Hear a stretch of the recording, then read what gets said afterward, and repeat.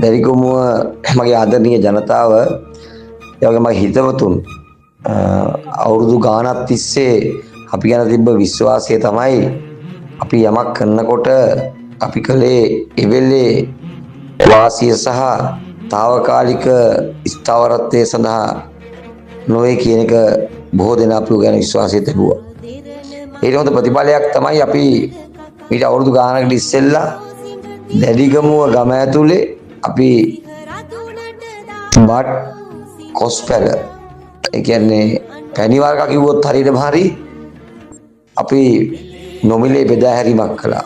ඒ වගේම පොල් පැල බෙදා හැරීමක් කළා.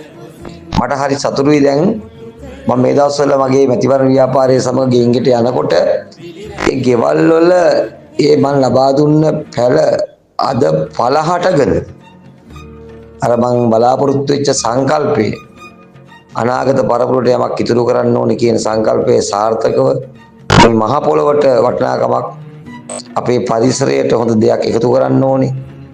අපි හැමදාම අනුන්ගේ දේ ගන්නෙ නැතුව අපි දෙයක් නිර්මාණය කරගන්න ඕනේ. අපි අපේ දෙයක් හදා ගන්න ඕනේ. අපි පරිසරයට දෙයක් එකතු කරන්න ඕන හොඳ දෙයක් කියන සංකල්පයත් එක්ක කටයුතු කිරීමත් එක්ක අද ඒ කොස් පැල පළදරලා මට ඒ ගෙවල් වලට ගියාම පෙන්නනවා මේ മന്ത്രിතුමා මේ සුරේෂ් මල්ලි මේ සුරේෂ් අයියේ පුතේ ඔයා දුන්න පැල තමයි මේ අද ගිඩි හැදිලා තියෙන්නේ කියලා. සා අනාගතේට විශ්වාසවන්තව මම මතක් කරනවා ඔබට මේ දැඩිගමුව තුළ සාර්ථක නිර්මාණශීලී ඒ වගේම ඉතාමත්ම යහපත් ඵලදරන යුතුයකමක් ඉෂ්ට කරන්නට මා සූදානම්.